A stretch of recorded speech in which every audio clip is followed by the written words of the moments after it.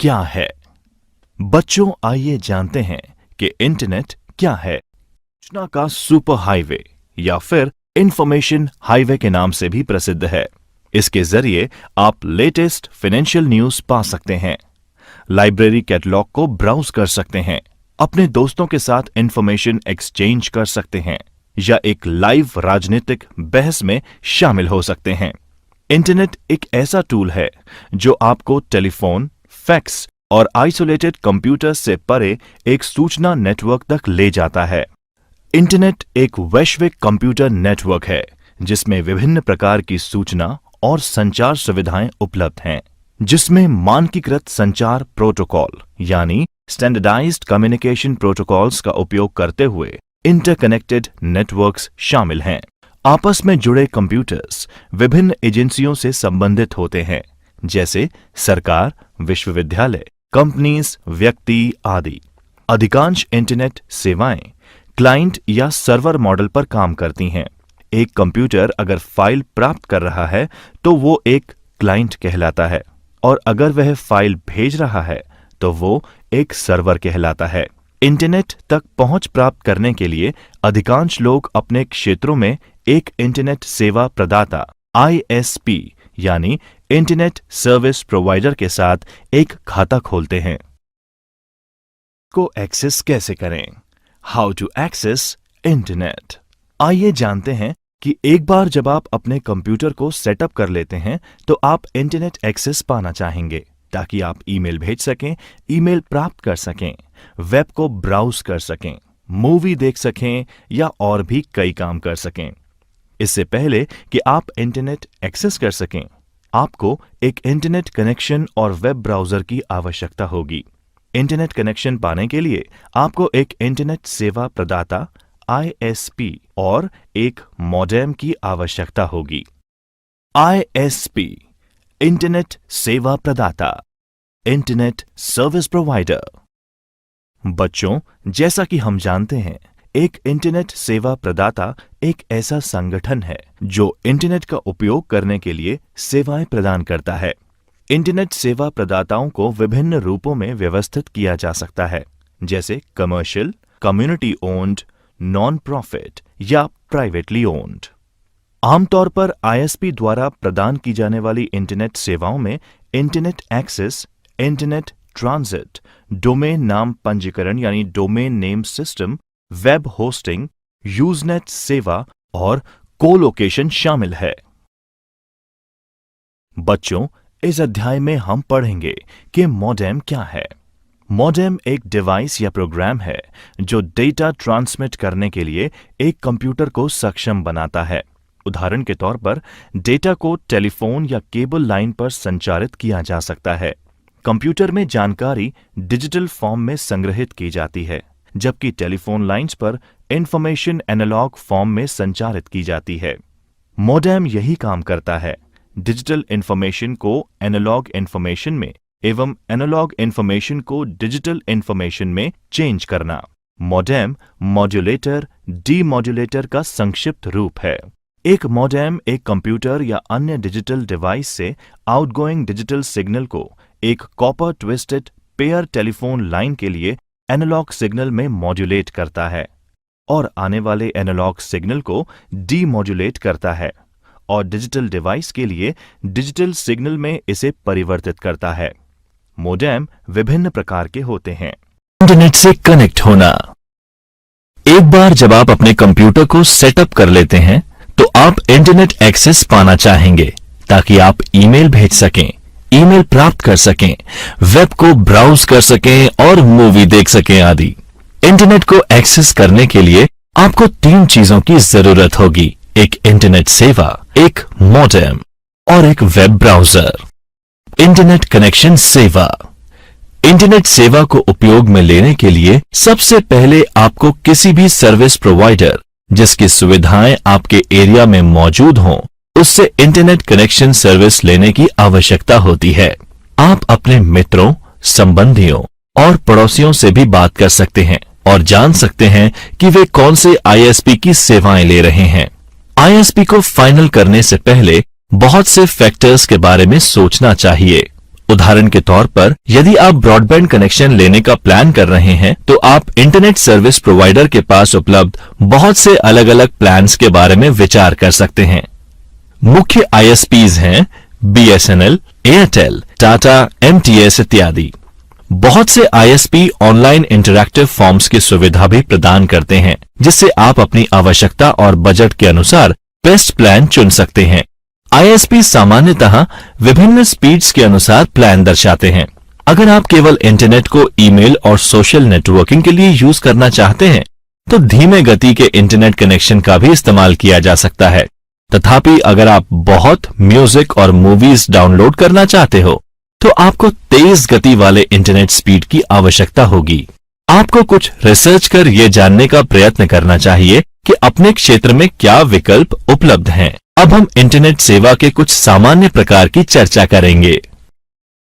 Broadband, ये high speed internet connection आमतौर पर टेलीफोन कंपनीज द्वारा प्रदान किया जाता है, जो ISP के रूप में भी कार्य कर सकते हैं। उपलब्ध सबसे तेज विकल्पों में से एक ब्रॉडबैंड इंटरनेट बड़ी मात्रा में सूचना भेजने के लिए कई डेटा चैनल्स का उपयोग करता है। ब्रॉडबैंड शब्द ब्रॉड बैंडविड्थ के लिए शॉर्ट फॉर्म है। ब्रॉडबैंड इंटरनेट स्पीड उपयोगकर्ताओं को कंप्यूटर के माध्यम से वीडियो कॉन्फ्रेंसिंग, कंप्यूटर पर वॉइस कॉल्स और उच्च गुणवत्ता वाले ऑडियो और वीडियो स्ट्रीमिंग सहित टेक्नोलॉजीज का लाभ लेने देता है। उपलब्ध ब्रॉडबैंड के प्रमुख प्रकार में DSL, केबल, सैटेलाइट और मोबाइल ब्रॉडबैंड शामिल है। ब्रॉडबैंड की गति को सामान्यतः मेगाबिट प्रति सेकंड यानी MBPS में मापा जाता है। Wifi, wireless Fidelity. Wifi WLAN यानी वायरलेस लोकल एरिया नेटवर्किंग हेतु एक तकनीक है जिसे डिवाइसेस तक संचारित करने के लिए रेडियो फ्रीक्वेंसी की आवश्यकता होती है। वाईफाई टेक्नोलॉजी का उपयोग करने वाले डिवाइस में personal computer, video game consoles, smartphone, digital camera, tablet computer, digital audio player और आधुनिक प्रिंटर्स शामिल हैं। वाईफाई कंपैटिबल डिवाइस एक WLAN नेटवर्क और एक वायरलेस एक्सेस पॉइंट के माध्यम से इंटरनेट से कनेक्ट कर सकते हैं। इस तरह के एक एक्सेस पॉइंट या हॉटस्पॉट की रेंज घर के अंदर लगभग 20 मीटर यानी लगभग 66 फीट और घर के बाहर थोड़ी और ज्यादा होती है। हॉटस्पॉट का कवरेज दीवारों युक्त एक कमरे के बराबर छोटा हो सकता है, जो रेडियो तरंगों को ब्लॉक करता है, या कई ओवरलैपिंग एक्सेस पॉइंट का उपयोग करके कई वर्ग किलोमीटर तक की कवरेज भी हो सकती है। कोई भौतिक कनेक्शन नहीं होने पर वायर्ड कनेक्शन की तुलना में ये हमलों के प्रति अधिक संवेदनशील होता है, जैसे Ethernet. DSL digital subscriber line सेवा एक ब्रॉडबैंड कनेक्शन का प्रयोग करती है जो इसे डायल अप से अधिक तेज बनाता है। DSL फोन लाइन के माध्यम से इंटरनेट से कनेक्ट करते हैं, लेकिन इसके लिए आपको घर पर लैंडलाइन होने की आवश्यकता नहीं होती। डायल अप के विपरीत ये एक बार सेटअप होने के बाद हमेशा कनेक्टेड रहता है और आप इसके साथ फोन लाइन भी इस्तेमाल कर सकते हैं। केबल सेवा केबल टीवी के माध्यम से इंटरनेट से कनेक्ट करती है, यद्यपि इसे पाने के लिए केबल टीवी की जरूरत नहीं है। ये एक ब्रॉडबैंड कनेक्शन का उपयोग करता है और दोनों डायल अप और DSL सेवा की तुलना में तेज होता है। हालांकि ये उन्हीं स्थानों पर उपलब्ध हो सकता है जहां केबल टीवी होता है। सैटेलाइट उपग्रह ये कनेक्शन ब्रॉडबैंड का उपयोग करता है, लेकिन इसमें केबल या फोन लाइंस की आवश्यकता नहीं होती। ये पृथ्वी की परिक्रमा कर रहे उपग्रह के माध्यम से इंटरनेट को जोड़ता है। परिणाम स्वरूप ये लगभग दुनिया में कहीं भी इस्तेमाल किया जा सकता है, लेकिन कनेक्शन मौसम की वजह से प्रभावित हो सकता है। एक उपग्रह कनेक्शन थोड़ी देरी से डेटा संचार करता है, इसलिए उपग्रह कनेक्शन उन लोगों के लिए बहुत अच्छा विकल्प नहीं है जो रियल टाइम एप्लीकेशन जैसे गेमिंग या वीडियो कॉन्फ्रेंसिंग का उपयोग करते हैं। मोबाइल फोन कनेक्शन के माध्यम से मोबाइल ऑपरेटर्स द्वारा इंटरनेट सेवाएं प्रदान की जाती हैं। 3G और 4G सेवा का सबसे अधिक मोबाइल फोन और टैबलेट कंप्यूटर के साथ प्रयोग किया जा रहा है। ये आपके मोबाइल फोन या टैबलेट कंप्यूटर को ISP यानी इंटरनेट सर्विस प्रोवाइडर के माध्यम से वायरलेस तरीके से जोड़ता है। यदि आपके पास एक उपकरण है जो 3G या 4G सक्षम है, तो आप इंटरनेट घर के बाहर भी इस्तेमाल कर पाएंगे, तब भी जब वहां कोई वाईफाई कनेक्शन मौजूद नहीं है। उपयोगी जानकारी, यूजफुल टिप्स। मोबाइल ब्रॉडबैंड एक portable modem, mobile phone, USB wireless modem, tablet या अन्य मोबाइल उपकरणों के नेटवर्क के माध्यम से वायरलेस इंटरनेट एक्सेस के लिए प्रयोग में आने वाला एक मार्केटिंग शब्द है। इंट्रानेट। आइए अब हम पढ़ते हैं इंट्रानेट के बारे में। एक इंट्रानेट एक निजी नेटवर्क है जो केवल उस ऑर्गेनाइजेशन के कर्मचारियों के लिए ही सुलभ होता है। आमतौर पर संगठन के इंटरनल IT सिस्टम से जानकारी और सेवाओं की एक विस्तृत श्रृंखला यानी डिटेल्ड लिस्ट संगठन के कर्मचारियों के लिए उपलब्ध होती है एवं ये इंटरनेट पर आम जनता के लिए उपलब्ध नहीं होती। एक इंट्रानेट वेबसाइट किसी भी अन्य वेबसाइट्स की तरह काम करती है, लेकिन एक इंट्रानेट को सिक्योरिटी देने वाला फायरवॉल अनऑथराइज्ड उपयोग को बंद कर देता है। इंटरनेट बनाम intranet. Internet global world wide web है, जबकि इंट्रानेट एक कंपनी का प्राइवेट इंटरनेट है जिसे सिर्फ कंपनी के अंदर इस्तेमाल किया जा सकता है। दोनों TCP/IP प्रोटोकॉल को उपयोग में लेते हैं और साथ में ईमेल और अन्य वर्ल्ड वाइड वेब मानक का इस्तेमाल भी करते हैं। दोनों में मुख्य फर्क ये है कि इंटरनेट का यूजर इंटरनेट पर जा सकता है, लेकिन सुरक्षा कारणों जैसे कंप्यूटर फायरवॉल के कारण इंटरनेट यूजर इंट्रानेट पर नहीं जा सकता। इंट्रानेट बिना इंटरनेट कनेक्शन के भी चल सकता है।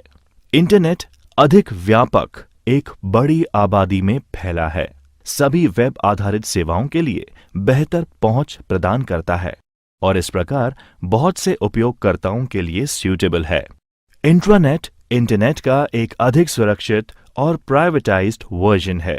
पूर्ण रूप से एक ऑर्गेनाइजेशन में आंतरिक संचार यानी कम्युनिकेशन के उद्देश्य से बनाया गया इंट्रानेट एक ऐसी व्यवस्था है जो संगठन की संचार व्यवस्था को सुव्यवस्थित बनाए रखता है, जिससे संपूर्ण वर्ष 24 घंटे त्वरित डेटा एक्सचेंज संभव हो पाता है।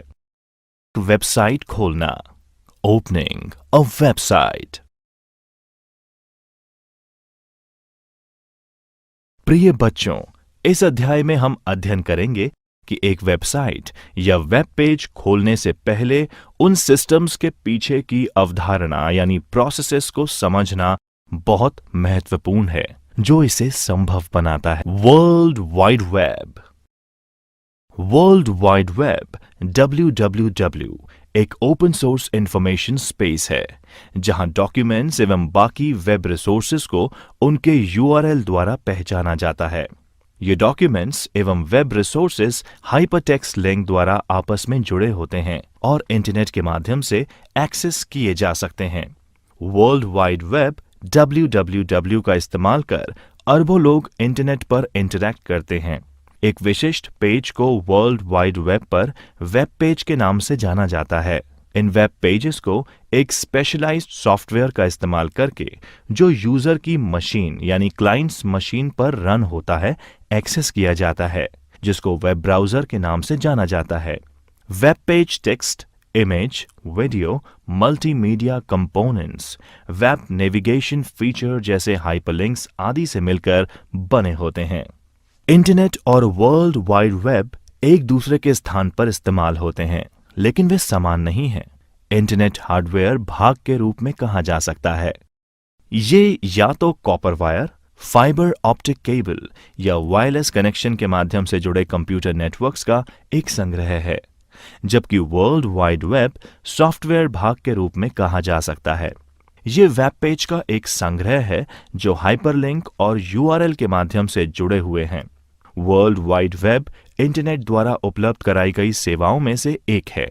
ईमेल, चैट, ब्लॉगिंग एवं फाइल स्थानांतरण यानी फाइल ट्रांसफर इंटरनेट पर सेवाओं के उदाहरण हैं।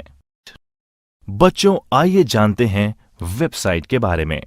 एक वेबसाइट वर्ल्ड वाइड वेब यानी www फाइलों का एक संबंधित संग्रह है, जिसमें साथ में एक पेज भी होता है जिसे होम पेज कहते हैं।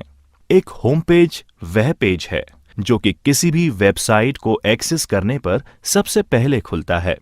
प्राय कोई भी कंपनी या एक व्यक्ति जिसकी वेबसाइट होती है, वह आपको अपनी वेबसाइट के होम पेज का पता देता है, क्योंकि होम पेज के द्वारा आप पूरी वेबसाइट को नेविगेट कर सकते हैं और किसी भी पेज पर पहुंच सकते हैं। वेबसाइट से कई कार्य किए जा सकते हैं और कई तरह से इन्हें काम में लिया जा सकता है। वेबसाइट किसी की निजी वेबसाइट हो सकती है, एक वाणिज्यिक यानी कमर्शियल वेबसाइट हो सकती है, एक सरकारी यानी गवर्नमेंट वेबसाइट या एक गैर लाभकारी संगठन यानी एनजीओ वेबसाइट भी हो सकती है। वेबसाइट एक व्यक्ति, एक व्यापार या अन्य संगठन का कार्य हो सकता है और आमतौर पर वेबसाइट एक विशेष विषय या उद्देश्य के लिए समर्पित होती है। किसी भी वेबसाइट पर किसी अन्य वेबसाइट के लिए एक हाइपरलिंक शामिल किया जा सकता है। वेब पेज को अलग अलग आकार की कंप्यूटर आधारित एवं इंटरनेट सक्षम डिवाइस के द्वारा देखा या एक्सेस किया जा सकता है, जैसे डेस्कटॉप कंप्यूटर, लैपटॉप, पीडीए और मोबाइल फोन। एक वेबसाइट को एक कंप्यूटर सिस्टम पर होस्ट किया जाता है, जिसे वेब सर्वर कहते हैं। इसे HTTP सर्वर भी कहा जा सकता है। वेबसाइट्स को दो व्यापक श्रेणियों यानी कैटेगरीज में विभाजित किया जा सकता है, स्टैटिक और डायनेमिक। स्टैटिक साइट्स की जानकारी स्थिर होती है और यूजर को संवाद की अनुमति नहीं दी जाती, जबकि डायनेमिक साइट वेब 2.0 समुदाय का हिस्सा है और साइट ओनर और साइट फॉलोअर्स के बीच संवाद के लिए अनुमति देती है। Uniform resource locator. आइए पढ़ते हैं यूनिफॉर्म रिसोर्स लोकेटर यानी URL के बारे में। URL को आमतौर पर वेब एड्रेस के रूप में भी जाना जाता है। ये एक वेब रिसोर्स का संदर्भ है जो एक कंप्यूटर नेटवर्क पर उस संसाधन का स्थान दर्शाता है और उस तक पहुंचने के लिए इस्तेमाल किया जाता है। URL वेब पृष्ठों HTTP के संदर्भ के लिए सबसे अधिक उपयोग लिया जाता है, लेकिन ये फाइल ट्रांसफर, मेल टू या डेटाबेस एक्सेस के लिए भी उपयोग किया जाता है। अधिकांश ब्राउज़र वेब पेज के URL को एड्रेस बार में प्रदर्शित करते हैं। URL एक वेबसाइट, फाइल या दस्तावेज का सामान्य प्रारूप में इंटरनेट पता है। इंटरनेट से जुड़े प्रत्येक कंप्यूटर का अपना एक यूनिक URL होता है, जिसके बिना दूसरे कंप्यूटर तक पहुंच नहीं बनाई जा सकती। आमतौर पर एक URL निम्न प्रकार से प्रदर्शित किया जा सकता है। ये एक प्रोटोकॉल यानी HTTP, एक होस्ट नेम, डोमेन नेम और एक फाइल नेम इंगित करता है। TLDs यानी टॉप लेवल डोमेन के कुछ उदाहरण संदर्भ के लिए यहां साझा किए जा रहे हैं। क्षेत्र .com परिभाषा कमर्शियल या व्यावसायिक, उपयोग हेतु व्यापार। क्षेत्र .edu परिभाषा शिक्षा, उपयोग हेतु विश्वविद्यालय। क्षेत्र .gov परिभाषा सरकार, उपयोग हेतु विभिन्न देशों की सरकार एवं भारत के विभिन्न राज्यों की सरकार। क्षेत्र .net परिभाषा नेटवर्क, उपयोग हेतु नेटवर्क प्रदाता या नेटवर्क प्रोवाइडर्स। क्षेत्र .org परिभाषा संगठन या ऑर्गेनाइजेशंस, उपयोग हेतु गैर लाभकारी और अन्य संगठन, non profit and miscellaneous organisations. Domain name system यानी DNS। आइए अब समझते हैं कि डोमेन नेम सिस्टम असल में है क्या। Domain name system internet domain नामों का पता लगाने और उनका इंटरनेट प्रोटोकॉल एड्रेस में अनुवाद करने का एक तरीका है। एक डोमेन नाम एक इंटरनेट एड्रेस यानी पते को याद रखने का एक सार्थक और आसान तरीका है। डोमेन नेम सिस्टम कंप्यूटर, सेवाओं या किसी भी इंटरनेट या एक निजी नेटवर्क से जुड़े संसाधन के लिए एक श्रेणीबद्ध वितरित नामकरण प्रणाली है। ये डोमेन नेम्स, जो कि मनुष्य द्वारा आसानी से याद किए जा सकते हैं, को संख्यात्मक आईपी एड्रेस यानी न्यूमेरिकल आईपी एड्रेसेस में परिवर्तित करने का तरीका है, जिसकी आवश्यकता कंप्यूटर सेवाओं एंड डिवाइस के लिए दुनिया भर में होती है। डोमेन नेम सिस्टम सभी इंटरनेट सुविधाओं की सुविधा का एक आवश्यक घटक है, क्योंकि ये इंटरनेट के प्राथमिक निर्देशिका सेवा यानी प्राइमरी डायरेक्टरी सर्विस है। डोमेन नाम अल्फाबेटिक होते हैं, इसलिए याद करने में आसान है। इंटरनेट हालांकि वास्तव में आईपी पतों यानी आईपी एड्रेसेस पर आधारित है। हर बार जब आप एक डोमेन नाम का उपयोग करते हैं, तब डीएनएस सेवा इस डोमेन नेम को एक विशिष्ट आईपी पते में बदल देती है। उदाहरण के लिए डोमेन नाम www.example.com 198.105.232.4 जैसे किसी आईपी एड्रेस में परिवर्तित हो सकता है।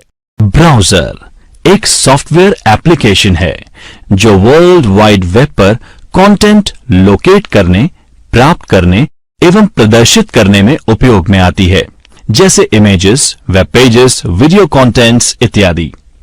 एक क्लाइंट सर्वर मॉडल की तरह ब्राउज़र एक क्लाइंट की तरह काम करता है, जो कि यूजर के कंप्यूटर पर रन होता है। ब्राउज़र वेब सर्वर को संपर्क यानी कांटेक्ट करके इंफॉर्मेशन रिक्वेस्ट करता है। उसके बाद वेब सर्वर इंफॉर्मेशन प्राप्त करके वापस इंफॉर्मेशन वेब ब्राउज़र को भेज देता है। ब्राउज़र इस इंफॉर्मेशन को प्रोसेस करके कंप्यूटर पर डिस्प्ले कर देता है। आज के ब्राउज़र्स अति आधुनिक हैं एवं पूरी तरह से कार्यात्मक यानी फुली फंक्शनल सॉफ्टवेयर एप्लीकेशन हैं, जो वेब सर्वर पर hosted web pages, application, JavaScript एवं अन्य तरह के कंटेंट्स को प्रोसेस और प्रदर्शित कर सकते हैं। वेब ब्राउज़र एक user interface, layout engine, rendering engine, JavaScript interpreter, user interface backend, network एवं डेटा कंपोनेंट से मिलकर बनता है। दो सबसे लोकप्रिय ब्राउज़र हैं माइक्रोसॉफ्ट इंटरनेट एक्सप्लोरर और गूगल क्रोम।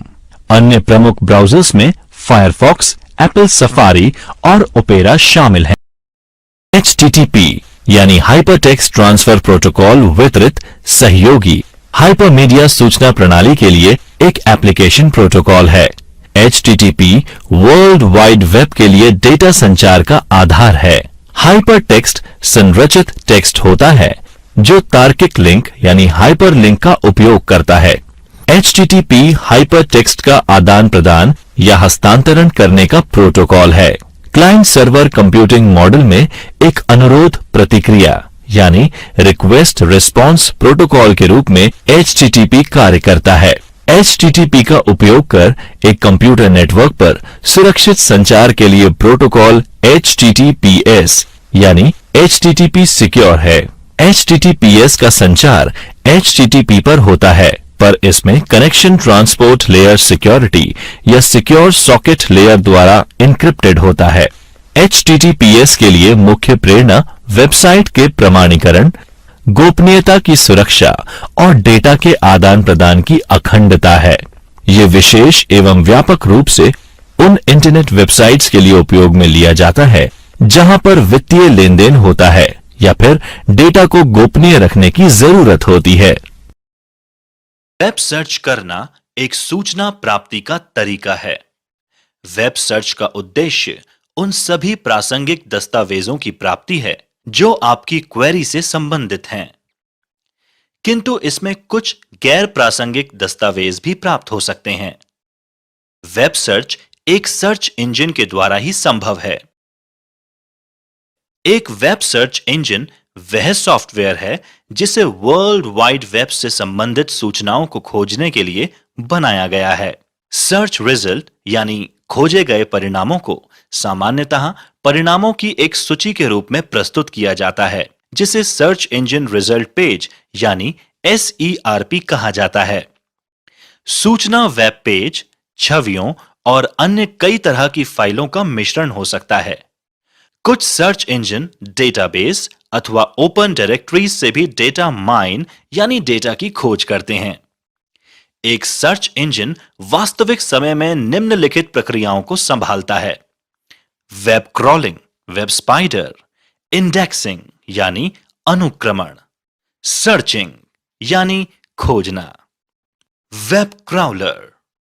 एक वेब क्राउलर वह इंटरनेट बोट है जो वेब अनुक्रमण यानी इंडेक्सिंग के लिए वर्ल्ड वाइड वेब को व्यवस्थित तरीके से ब्राउज करता है। सर्च इंजन वेब क्राउलिंग या स्पाइडर सॉफ्टवेयर्स का उपयोग अपनी वेब कंटेंट यानी सामग्री या दूसरी वेबसाइट की कंटेंट अनुक्रमण को अद्यतन बनाने के लिए करते हैं। वेब क्राउलर विजिट किए गए सभी पृष्ठों की प्रतिलिपि तैयार कर प्रस्तुत कर सकता है, जिसके डाउनलोड किए गए पेजों के बाद में सर्च इंजन द्वारा अनुक्रमित किया जा सकता है, जिसे उपयोगकर्ता और अधिक कुशलता से खोज सकता है। इंडेक्सिंग यानी अनुक्रमण का अर्थ वेब पेज पर पाए गए संबंधित शब्दों और परिभाषित हो सकने वाले टोकनों और उनके डोमेन नेम और HTML फील्ड से जोड़ना है। इनका जोड़ सार्वजनिक डेटाबेस में किया जाता है, जो वेब सर्च क्वेरी के लिए उपलब्ध रहता है। यूजर द्वारा एक शब्द के रूप में भी क्वेरी की जा सकती है। अनुक्रमण यानी इंडेक्स संबंधित सूचनाओं को शीघ्र से शीघ्र खोजने में मदद करता है। आमतौर पर जब कोई यूजर कोई क्वेरी करता है तो वह कुछ शब्दों का समूह होता है। इंडेक्स में निहित तौर पर उन सभी वेबसाइट के नाम होते हैं जहां क्वेरी शब्दों के कीवर्ड होते हैं एवं उन्हें तत्काल या क्षणिक तौर पर इंडेक्स से प्राप्त किया जा सकता है। वास्तविक processing load in web page यानी खोजे गए परिणामों को सूचीबद्ध करने में लगता है। Search engine. सर्च इंजन की उपयोगिता परिणामों की प्रासंगिकता पर निर्भर करती है। उसी शब्द या शब्दांशों से संबंधित जानकारी लाखों वेबसाइटों पर उपलब्ध होती है, लेकिन उनमें से कुछ पेज दूसरों की तुलना में क्वेरी से अधिक प्रासंगिक एवं लोकप्रिय हो सकते हैं। अधिकतर सर्च इंजन परिणामों की रैंकिंग करके सबसे अच्छे परिणामों को सर्च रिजल्ट के रूप में प्रस्तुत करते हैं।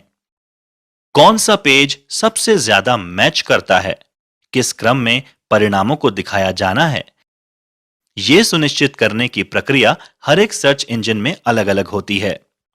शोध के अनुसार आज सबसे ज्यादा लोकप्रिय सर्च इंजन जिन्हें इंटरनेट समुदायों द्वारा अत्यधिक काम में लिया जा रहा है वे निम्न हैं: Google, Bing, Yahoo, Google search जिसे सामान्यतः गूगल वेब सर्च या गूगल कहकर संबोधित किया जाता है, गूगल इनकॉर्पोरेशन का एक वेब सर्च इंजन है। यह वर्ल्ड वाइड वेब पर सबसे ज्यादा इस्तेमाल होने वाला सर्च इंजन है, जिसमें हर रोज 30 करोड़ से अधिक सर्च किए जाते हैं। गूगल के सर्च रिजल्ट पेज का ऑर्डर पेज रैंक नामक पेटेंटेड प्रायोरिटी रैंक एल्गोरिथम पर आधारित है। गूगल सर्च का मुख्य उद्देश्य वेब सर्वर पर सार्वजनिक रूप से उपलब्ध दस्तावेजों में शब्दों की खोज करना है, न कि डेटाबेस में उपलब्ध चित्र या डेटा में खोजना। विकिपीडिया। प्रिय बच्चों, आइए जानते हैं विकिपीडिया के बारे में। विकिपीडिया एक फ्री एनसाइक्लोपीडिया है जिसे उन लोगों द्वारा कोलैबोरेटिव रूप में लिखा है जो इसका उपयोग करते हैं। यह एक विशेष प्रकार की वेबसाइट है जो कोलैबोरेशन को आसान बनाने के लिए डिजाइन की गई है, जिसे विकी कहा जाता है। विकी एक सहभागी वेबसाइट है जिसमें कई लेखकों के सतत सहभागी यानी कोलैबोरेटिव कार्य शामिल हैं। विकी वेबसाइट पर उपलब्ध पिछले लेखकों के द्वारा काम किए गए लेख को किसी के द्वारा भी संपादित यानी एडिट करने, हटाने या मॉडिफाई करने की अनुमति देता है। कई लोग प्रति घंटे हजारों परिवर्तन कर लगातार विकिपीडिया में सुधार कर रहे हैं। ये सभी परिवर्तन लेख के इतिहास और हाल ही में किए गए परिवर्तनों में रिकॉर्ड होते हैं। ईमेल। इलेक्ट्रॉनिक मेल को 1983 से ईमेल कहा जाता है। यह एक मैसेज को डिजिटल फॉर्म में एक लेखक से दूसरे या अधिक प्राप्तकर्ताओं तक पहुंचाया जाता है। ईमेल इंटरनेट अथवा कंप्यूटर नेटवर्क द्वारा संचालित होता है। आज का ईमेल सिस्टम स्टोर कर प्रेषित यानी फॉरवर्ड करने वाले प्रारूप यानी स्टोर एंड फॉरवर्ड पर कार्य करता है। ईमेल सर्वर इसे स्वीकार करते हैं, भेजते हैं, पहुंचाते हैं तथा उसको संग्रहित भी रखते हैं। इसके लिए ना तो उपयोगकर्ताओं को और ना ही प्राप्तकर्ता को एक ही साथ ऑनलाइन होना अनिवार्य होता है। इसके लिए उपयोगकर्ता व प्राप्तकर्ता को इतने ही समय तक सर्वर से जुड़ा रहना होता है जब तक कि सूचना भेजी जा सके या प्राप्तकर्ता सर्वर से सूचना प्राप्त कर ले। दोनों का साथ होना कतई आवश्यक नहीं है। इंटरनेट ईमेल सूचना के 3 भाग होते हैं: संदेश, संदेश हेडर और मैसेज बॉडी। संदेश हेडर सूचना को नियंत्रित करता है, जिसमें मुख्य रूप से भेजने वाले का ईमेल पता तथा प्राप्त करने वालों के पते होते हैं। आमतौर पर इसमें वर्णनात्मक जानकारी भी जोड़ दी जाती है, जैसे विषय का हेडर क्षेत्र तथा मैसेज देने की तारीख व समय। लोकप्रिय ईमेल प्लेटफॉर्म्स में जीमेल, याहू मेल, आउटलुक एवं अन्य शामिल हैं। ईमेल का सामान्य फॉर्मेट लोकल पार्ट @डोमेन है। उदाहरण के लिए jsmith@example.org। एक ईमेल एड्रेस में 2 भाग होते हैं। @ सिंबल से पहले का भाग लोकल पार्ट कहलाता है। लोकल पार्ट मेल बॉक्स के नाम को, जो कि अक्सर यूजर या प्राप्तकर्ता का नाम होता है, जैसे कि jsmith। @ सिंबल के बाद का भाग डोमेन का नाम यानी मेलबॉक्स के प्रबंधन संबंधित इकाई का नाम होता है, जैसे कि कंपनी का नाम यहां है example.com। हम आगामी भागों में जीमेल के उदाहरणों को बताएंगे। ईमेल एक्सेस करना। How to access electronic mail. आइए जानते हैं कि ईमेल का उपयोग कैसे किया जाए और इसका प्रदर्शन करने के लिए हम जीमेल का उदाहरण लेंगे। ईमेल लिखना तथा भेजना अन्य लोगों को जल्दी जानकारी देने का एक क्विक तथा सरल तरीका है। एक टच बटन के माध्यम से ही आप अपने मित्रों या परिवारों को कहीं भी, विश्व में कहीं से भी समाचार भेज सकते हैं। ये स्टेप्स आपको बताएंगे कि जीमेल खाते यानी जीमेल अकाउंट का इस्तेमाल करते हुए ईमेल कैसे भेजना है। इसके लिए आपको इन चीजों की जरूरत होगी: एक कंप्यूटर में कार्यकारी स्थिति में इंटरनेट कनेक्शन, एक सेटअप किया हुआ ईमेल खाता जिसमें ईमेल भेजने व प्राप्त करने की सुविधा हो। एक ईमेल भेजने के लिए निम्न कदम दर कदम यानी स्टेप बाय स्टेप दिशा निर्देश का पालन करें। ईमेल भेजने के स्टेप्स। स्टेप 1, अपने जीमेल में लॉगिन करें ताकि आप अपने जीमेल खाते के डैशबोर्ड यानी मुख्य पृष्ठ पर पहुंच जाएं। स्टेप 2, कंपोज पर क्लिक करें। स्टेप 3, एक नई रिक्त ईमेल विंडो खुल जाएगी। टू बॉक्स में उस ईमेल पते को टाइप करें जिसे आप मेल भेजना चाहते हो। स्टेप 4, यदि आप किसी अन्य को भी शामिल करना चाहते हैं जिससे कि वे भी आपके संवाद से अवगत रहें, तो आप सीसी यानी प्रतिलिपि या बीसीसी यानी गुप्त प्रतिलिपि का उपयोग कर सकते हैं। सीसी का अर्थ कार्बन कॉपी तथा बीसीसी का अर्थ ब्लाइंड कार्बन कॉपी है। सीसी क्षेत्र में ईमेल पते के जोड़ने का अर्थ यह है कि सूचना की प्रति इस व्यक्ति या व्यक्तियों को भी प्राप्त होगी। किंतु यदि आपने इसे बीसीसी में डाला है तो उक्त ईमेल की एक कॉपी, जिसका पता इसमें आपने भरा है, को भी प्राप्त होगी, लेकिन दूसरे प्राप्तकर्ता उसका ईमेल एड्रेस नहीं देख पाएंगे। स्टेप 5, विषय यानी सब्जेक्ट फील्ड एक शीर्षक की तरह प्राप्तकर्ता को विषय के बारे में जानकारी पाने की अनुमति प्रदान करेगा। विषय फील्ड को खाली भी छोड़ा जा सकता है, परंतु उस दशा में आपको ईमेल को देखने एवं छांटने में समस्या होगी। स्टेप 6, मैसेज फील्ड में मैसेज टाइप करें। इसमें वर्ड डॉक्यूमेंट की तरह ही फॉर्मेट यानी संशोधित करने की सुविधा होती है, जैसे फॉन्ट स्टाइल, रंग और आकार बदलना। आप इसमें बुलेट बिंदु एवं वर्तनी को भी जांच सकते हैं। आप नीचे दिखाए गए मेन्यू में स्वरूपण यानी फॉर्मेटिंग चुन सकते हैं। स्टेप 7, अपना मैसेज ईमेल की बॉडी फील्ड में डालें। स्टेप 8, यदि आप अपनी लिखी ईमेल से संतुष्ट हैं तो कंपोज के नीचे स्थित सेंड बटन पर क्लिक करें। स्टेप 9, भेजा गया ईमेल आपके जीमेल डैशबोर्ड पर भेजे गए मेल फोल्डर में संग्रहित रहेगा। आप अपने माउस सूचक से इनबॉक्स फोल्डर को लिंक यानी जोड़कर इसे वे अन्य फोल्डर को देख सकते हैं। स्टेप 10, आपकी ईमेल अब भेजे जाने के लिए तैयार है, लेकिन इसे सीधे भेजने की बजाय इसे वापस लाने के लिए भी तय कर सकते हैं। जीमेल अपने ड्राफ्ट को स्वचालित रूप से सेव यानी सहेजता है। इसीलिए आप यदि मेल बंद कर देते हैं तो वापस आपकी अधूरी मेल ड्राफ्ट फोल्डर में सेव कर रखी हुई होती है, जिसे आप पूर्ण कर पुनः ड्राफ्ट फोल्डर से लेकर सेंड बटन को क्लिक कर सामान्य तरीके से भेज सकते हैं। उपयोगी वेबसाइट्स राजस्थान में। यूजफुल वेबसाइट्स इन राजस्थान। प्रिय बच्चों, जैसा कि आप सभी को पता है, राजस्थान सरकार और उसके विभागों के लिए विशेष रूप से उपलब्ध कई उपयोगी और इंफॉर्मेटिव वेबसाइट्स हैं। उनमें से कुछ यहां पर समझाई गई हैं। राज्य पोर्टल राजस्थान सरकार, state portal government of Rajasthan. बच्चों, सबसे पहले हम अध्ययन करेंगे राज्य पोर्टल के बारे में। इसके लिए www.rajasthan.gov.in जो राज्य सरकार की मुख्य वेबसाइट है, जिसमें प्रमुख विभागों और संबंधित सेक्शंस के लिंक हैं, उस पर क्लिक करेंगे। स्टेट पोर्टल आम आदमी के लिए इंफॉर्मेटिव और ट्रांजैक्शन संबंधी सरकारी सेवाओं तक आसान और सुविधाजनक पहुंच प्रदान करता है। इसके साथ राजस्थान सरकार इसके माध्यम से किसी भी समय और कहीं भी सभी नागरिक सेवाओं तक पहुंचने के लिए वन स्टॉप विंडो इंटरफेस प्रदान करती है। स्टेट पोर्टल के लाभ।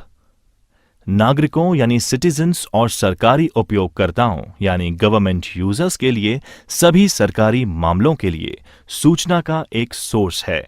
इस पोर्टल पर एक वेब निर्देशिका rajasthan.gov.in/government-web-directory/pages/default.aspx भी है, जिसका इस्तेमाल उपयोगकर्ताओं द्वारा राज्य सरकार के किसी भी विभाग, agency, autonomous body, state assembly, judiciary आदि की वेबसाइट तक पहुंचने के लिए किया जा सकता है। सिटीजन्स, बिजनेसेस और विदेशी लोगों के लिए सभी इंफॉर्मेटरी या ट्रांजैक्शन संबंधी सरकारी सेवाओं के लिए सिंगल विंडो इंटरफेस। विभागीय वेब पोर्टल से तुरंत लिंक करने के लिए ये विभागीय वेबसाइट्स के माध्यम से वास्तविक समय के अपडेट यानी रियल टाइम अपडेट उपयोगकर्ताओं तक पहुंचाना सुनिश्चित करता है। इस ऑनलाइन सिस्टम की मदद से किसी को भी किसी भी स्कूल में सीटों की संख्या, प्रवेश के लिए ऑनलाइन आवेदन, शुल्क की प्रतिपूर्ति यानी फीस रिएम्बर्समेंट, फॉर्म वितरण यानी फॉर्म डिस्ट्रीब्यूशन और जमा तिथि यानी रिसिप्ट डेट्स, लॉटरी जानकारी, अन्य विभिन्न विवरणों यानी डिटेल्स के साथ स्कूल में भर्ती छात्रों के विवरण मिल सकते हैं।